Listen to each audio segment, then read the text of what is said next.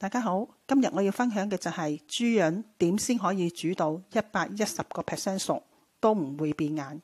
有時諗盡辦法落油、落鹽、落酒，又先飛水再炒，但係如果要徹底煮熟，都係會硬。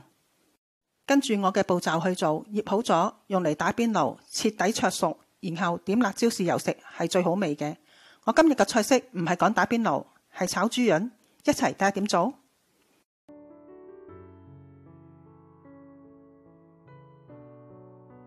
呢度有豬膶半磅，要厚切，唔好薄切喎，薄切反為易炒到老晒嘅。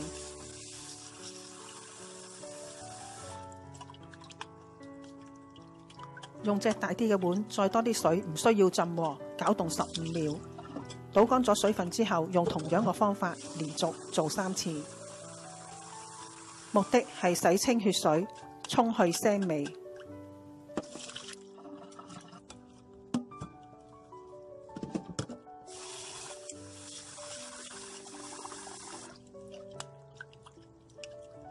清洗咗3次，啲血水已經沖走咗好多啦。再搖翻啲水分出嚟，放低，瀝乾水分5分鐘。5分鐘啦，半磅嘅豬膶落2湯匙嘅糖，用手撈勻30秒，直至啲糖溶晒落啲豬膶嗰度。唔好沖水啊，放入雪櫃醃30分鐘。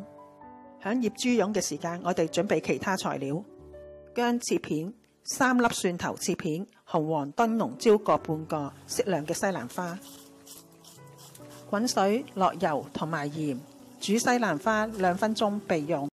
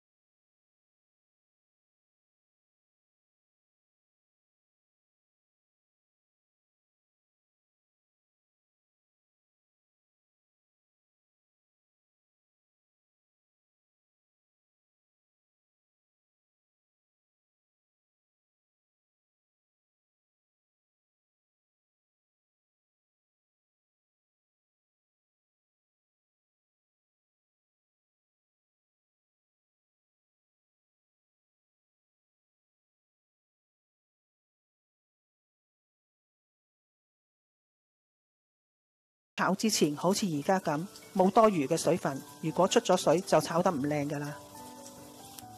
放落去鋪平，唔好亂咁喐佢，煎1分鐘。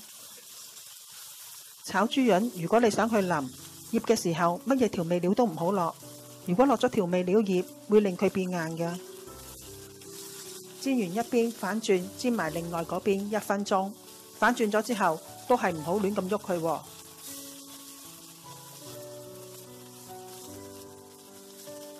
係咪想問點解仲未落紹酒呢？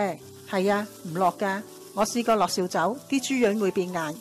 如果你唔介意佢變硬嘅，都可以落嘅。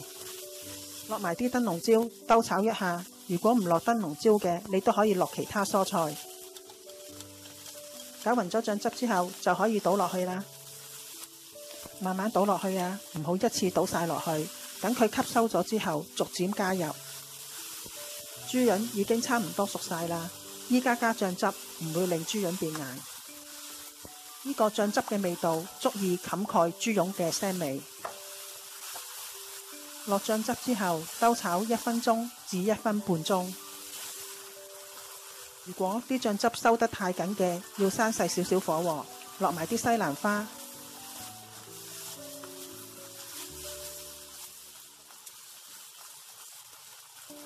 炒好咗啦，可以熄火啦。